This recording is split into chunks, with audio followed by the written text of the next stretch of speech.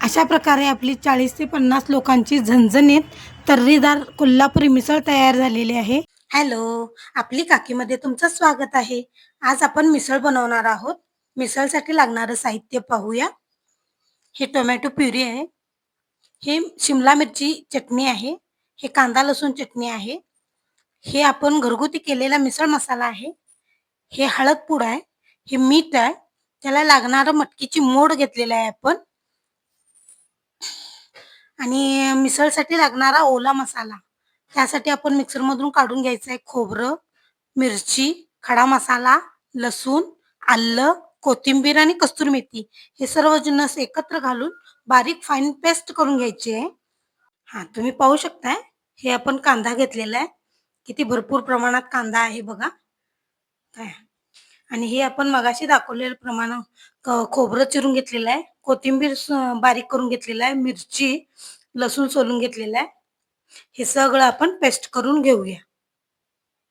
पाहू शकता हे असं फाईन पेस्ट करून घेतलेलं आहे मी खोबऱ्याचं. आता शेगडी पेटवलेली आहे. आपण आता ते पातेल्यात तेल घालून मिसळ करायला घेऊया. मिसळ म्हटलं तर तर्रीबाज मिसळ, कोल्हापुरी झणझणीत मिसळ व्हायला पाहिजे. त्यासाठी तेल आपण भरपूर प्रमाणात घ्यायला पाहिजे. हे 4 क्यूब बटर टाकत आहे मी, अमूल बटर. ह्याच्यानं काय होतंय, थोडंसं टेस्ट वाढते. अमूल बटर घातल्यामुळे ना थोडंसं टेस्ट वाढते. हे पाहू शकता. हे असं घालून तेल कडकडीत उकळूच तर आपण राहायचं आहे.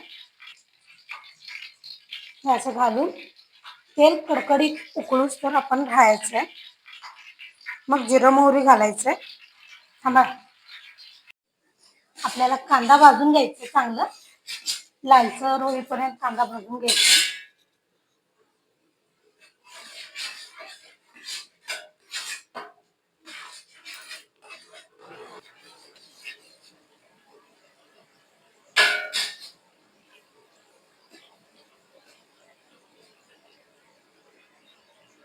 त्यात आपल्याला मटकी टाकायची आहे. ही मटकी आहे, आपण मटकी घालणार आहोत.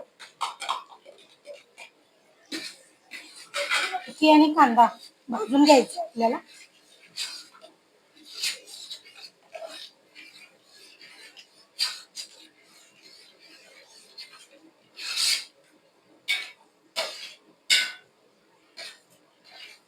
कांदा भाजलेला आहे. असं कांदा भाजून झालं की त्यामध्ये हे तयार केलेलं खोबऱ्याचा मसाला आपण सगळा घालायचा आहे. त्यामध्ये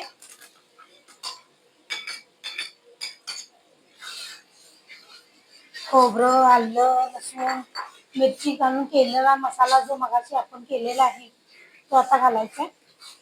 आणि घालून तेल सुटेपर्यंत त्याला भाजायचं आहे.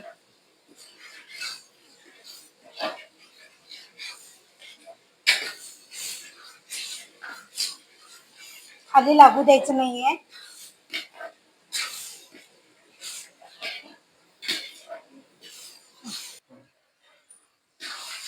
हे पाहू शकता. असं भाजलं की वरून आपण हे टोमॅटो प्युरी घालायची.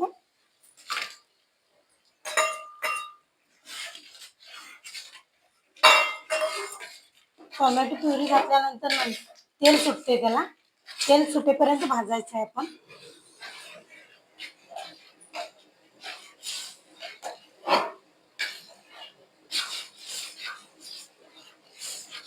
आपण अजून काहीही मसाला घातलेला नाहीये.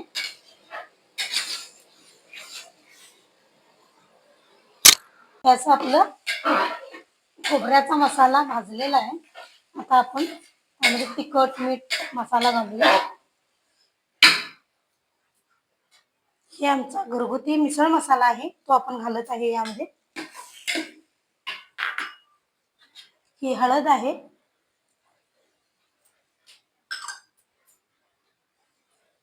ही कांदा लसूण चटणी आहे, ती आपण घातलेली आहे त्यामध्ये. आणि मिसळ म्हटलं की लाल तर्री यायला लागते त्याला. त्यासाठी आपण शिमला मिरची पूड घातलेला आहे, ते आपण घालत आहे.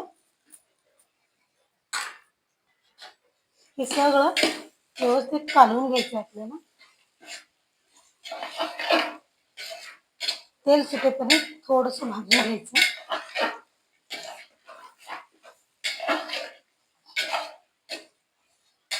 मस्त खमंग वास येत आहे त्यामध्ये.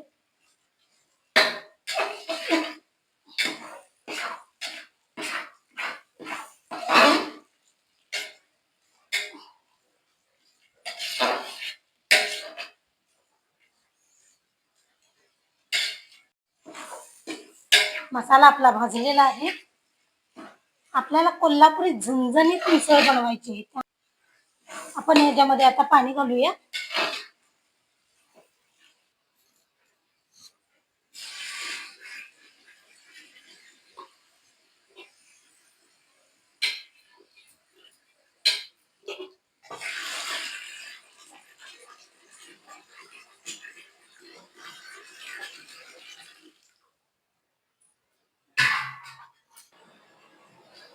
आपण आता पाणी घातलेलं आहे.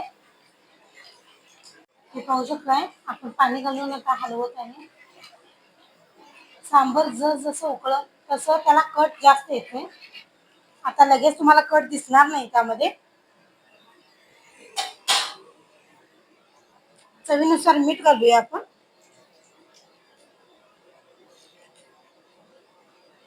आणि थोडीशी साखर घालायची. साखर आहे, साखर घालायची. थोडीशी घालायची, नाही घालायचं नाही. आपण झणझणीत मिसळ करत आहोत त्यामुळे साखर थोडंच वापरायचं आहे. सांबर उकळत आहे तसं आपल्याला कट दिसत आहे त्यामध्ये. अजून जसं उकळी येईल तसं ह्याच्यापेक्षा जास्त कट येईल. अशा प्रकारे आपली 40 ते 50 लोकांची झणझणीत तर्रीदार कोल्हापुरी मिसळ तयार झालेली आहे. तुम्हाला आवडल्यास लाईक आणि सबस्क्राईब करा.